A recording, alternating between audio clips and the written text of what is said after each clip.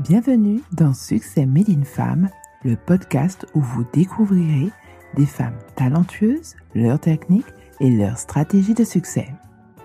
Si vous êtes prête à apprendre leurs secrets vers le succès, prenez un stylo, votre bloc-notes, mettez-vous à l'aise et écoutez Succès Made in Femme. Je suis Claudia Ravo, nous pouvons commencer. Hello, bonjour et bienvenue dans un nouvel épisode de Succès Made in Femme. Aujourd'hui, l'épisode est un peu différent, c'est un épisode en solo où j'aborde la thématique du leadership et particulièrement les 6 grands mythes liés au leadership.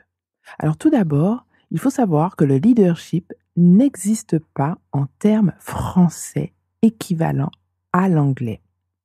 C'est-à-dire que si l'on traduit mot pour mot, leadership voudrait à peu près dire sous la direction de. Et dans la conception française du leadership se glisse donc immédiatement la notion de pouvoir et de distance hiérarchique. Mais qu'est-ce que le leadership en réalité? Le leadership ou le leader, c'est une posture, une attitude qui relève d'un choix personnel. Et le leadership est surtout construit sur les bases de sa propre identité, ce qui détermine aussi la relation que l'on a à soi, aux autres, au monde, ainsi que la confiance que l'on inspire chez les autres. Alors la clé d'un leadership gagnant, c'est-à-dire un leadership qui a du succès, est d'avant tout mieux se connaître soi-même pour mieux comprendre l'équipe, parce qu'il y a évidemment une notion d'équipe liée au leadership. Donc en réalité, tout le monde peut être un leader dans un domaine particulier. Il existe tout de même quelques critères pour incarner le leadership que l'on peut résumer comme suit, à savoir être en capacité de s'affirmer pleinement, connaître ses forces et ses faiblesses, mais surtout et particulièrement pouvoir instaurer un climat favorable à l'épanouissement personnel et professionnel des membres de l'équipe. Alors, quel est le premier mythe lié au leadership? Le premier mythe est qu'un leader ne peut être vulnérable. C'est l'un des mythes les plus importants en ce qui concerne le leadership. Quelle que soit la situation du leader, c'est que s'il reconnaît publiquement ses erreurs ou décide de changer de direction par rapport à sa position initiale dans ses projets, cela est souvent considéré aujourd'hui comme un signe de faiblesse et de vulnérabilité. Et donc, on ne serait pas leader. Cela est loin de la réalité. Les leaders les plus charismatiques que l'on a pu voir au cours de ces dernières décennies, comme Nelson Mandela ou Martin Luther King, ont su, au moment nécessaire, reconnaître justement lorsqu'il y avait des ajustements à faire dans leur positionnement et apprendre à ajuster les trajectoires qu'ils ont pu prendre, car ils reconnaissent ne pas détenir toutes les réponses. Ce sont des leaders qui ont fait preuve d'une réelle empathie et d'une capacité d'adaptation en fonction des circonstances et donc reconnaître aussi les erreurs qu'ils ont pu faire. Et ça n'a jamais été considéré comme un signe de faiblesse. Le deuxième mythe, le mythe selon lequel le leader sait absolument tout sur tout. Non, faux. Un leader n'a pas toutes les réponses. Et les plus grands leaders ont conscience justement de leurs forces, de leurs talents, mais aussi et particulièrement de leurs limites. Ils reconnaissent également qu'afin de porter la vision qu'ils ont et ils doivent construire autour d'eux et autour de cette vision une équipe. Il faut fédérer autour de la vision qu'ils ont pour eux, pour leur communauté, sur le long terme. Cette équipe qu'ils arrivent à fédérer se doit d'être diverse en termes de compétences afin d'apporter les innovations nécessaires pour concrétiser cette vision. Les leaders authentiques vont encourager et donc motiver leur équipe justement à également devenir des leaders. Car le but, en réalité est de pouvoir faire en sorte que la vision puisse continuer même en leur absence. L'exemple le plus flagrant en la matière, c'est justement la vision que Martin Luther King a pu décrire dans son discours I Have a Dream. Et aujourd'hui, au sein de la communauté noire américaine, il y a cette volonté de pouvoir concrétiser et réaliser cette vision. Et donc, il y a eu un consensus pour créer justement de nouveaux leaders qui se sentent portés par cette mission. Alors, le troisième mythe, c'est que les leaders sont toujours au devant de la scène. Alors, il est vrai que si vous êtes vous-même le leader d'une organisation, l'attente sera également très souvent que vous serez la personne qui sera en charge des relations publiques de cette organisation et qui prendra donc la parole au nom de cette organisation. Mais le leadership revêt plusieurs formes. En termes d'exemple, lorsqu'il s'agit de faire de la préparation mentale pour des équipes sportives, première chose sur laquelle on travaille, c'est de déterminer quels sont les leaders affirmés ou non au sein d'une équipe sportive. Et très souvent, il y a deux leaders, à savoir le leader entre guillemets administratif, c'est-à-dire celui qui sera désigné par les instances pour être le capitaine d'équipe, et ensuite il y aura le leader naturel. Donc vous voyez, le leadership peut revêtir plusieurs formes. Et donc vous n'avez pas besoin, si vous êtes au sein d'une organisation, d'être au sein du comité directeur pour être le leader. Non, point du tout. Et donc vous n'avez besoin ni d'un statut ni d'un titre pour être leader. Il existe plusieurs piliers qui font le leadership. Et les leaders authentiques restent humbles, mais se préoccupent davantage des résultats que d'être au devant de la scène. Et parmi justement ces piliers du leadership, il y a la notion de vision que l'on aborde justement au cours du programme Deviens une Success Lady. Alors, les leaders les plus connus ont toujours su transcender les besoins de leur ego pour le besoin de la communauté qu'ils représentent. Et c'est en ce sens que l'on peut remarquer très souvent que justement lorsqu'il y a plusieurs leaders qui se dessinent, il y a le leader charismatique, mais il y a aussi le leader qui est présent et qui ne se manifeste pas nécessairement au devant de la scène. Le quatrième mythe, le mythe selon lequel le leadership est inné. Alors ce mythe, cette idée préconçue, affecte énormément les potentiels de leadership qui existent au sein des communautés antillaises et noires francophones. Comme je l'ai indiqué au début, le leadership n'est pas un concept francophone.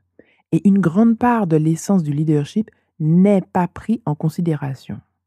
D'ailleurs, il y a un amalgame qui est souvent fait entre le leadership et le management, ce qui sont deux concepts complètement différents. Les gens estiment que le leadership est quasi un facteur génétique et qu'à la naissance, soit nous avons ces qualités charismatiques, soit nous ne les avons pas. Alors, si le charisme et l'éloquence sont des atouts pour être leader, en réalité, le leadership s'attache surtout à la personnalité de celle ou de celui qui désire être leader. Et donc, ce qu'il faut retenir, c'est que les qualités de leadership se travaillent et s'améliorent. Cinquième mythe, il n'y a pas de leadership au sein de nos communautés antillaises. Alors, nous avons différents standards, nous, pour sélectionner et développer ce qu'on peut appeler le leadership aujourd'hui, ici. Bien qu'il existe différentes formes de leadership, le leadership est souvent attaché à une forme de pouvoir. Au final, dès qu'une personne se retrouve dans une position professionnelle ou politique dite de pouvoir, on lui attribue automatiquement le titre de leader. Mais en réalité, le leadership authentique ne s'attache ni à un titre, ni à un statut social. De plus, ce qui distingue le leadership au sein des communautés antillaises, c'est qu'il est considéré comme étant inné, ce qui est complètement faux. Comme je vous l'ai dit, le leadership n'est pas inné, le leadership s'apprend. Oui, le leadership s'apprend. Et depuis des siècles, Les bases du leadership, les qualités qui permettent notamment d'insuffler et de fédérer autour d'une vision, ont toujours été enseignées au sein de certaines confréries. Mais cela n'a pas été le cas au sein de nos communautés. Et c'est pour ça que le mythe du leadership inné est vraiment ancré.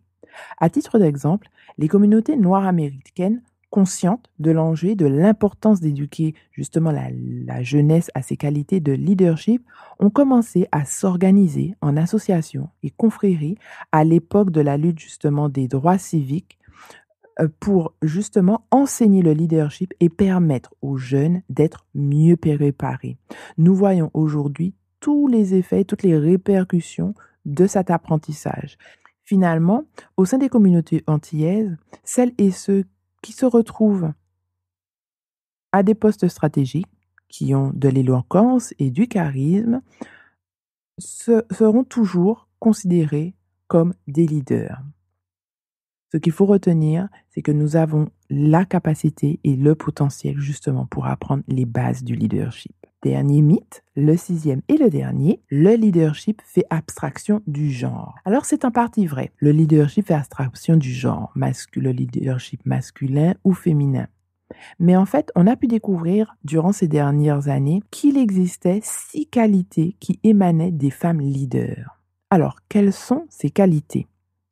Premièrement, les femmes leaders assument ouvertement aujourd'hui leurs émotions, quelle que soit la situation. Deuxième qualité, les femmes leaders écoutent leurs émotions et font confiance à leur intuition.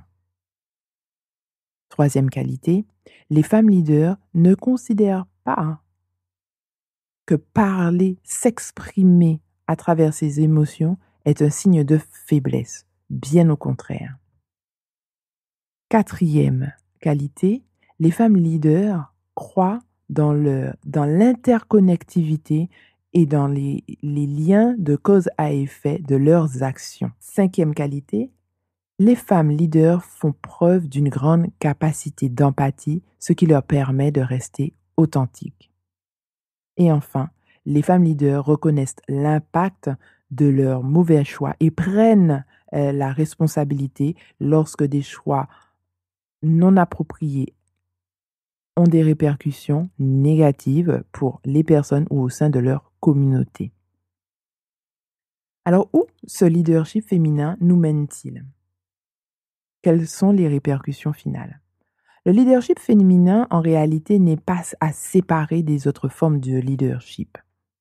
Il est important de comprendre que le système de travail dans lequel nous évoluons aujourd'hui est un système de travail patriarcal, où la femme, afin d'évoluer et de gagner justement ses galons de réussite, a dû justement faire abstraction de sa féminité et donc de cette part de cette forme de leadership. Aujourd'hui, nous avons donc la possibilité d'intégrer ces qualités du leadership féminin dans notre pratique, que ce soit homme ou femme. Et n'oubliez pas, surtout, ce qu'il y a d'important à retenir, c'est que vous n'avez nul besoin de titre pour être leader, car vous l'êtes naturellement. Il vous appartient de décider si vous devenez leader. Mais j'ai une question pour vous. Êtes-vous prête à assumer ce rôle ? Merci d'avoir écouté un nouvel épisode de Succès Made in Femme.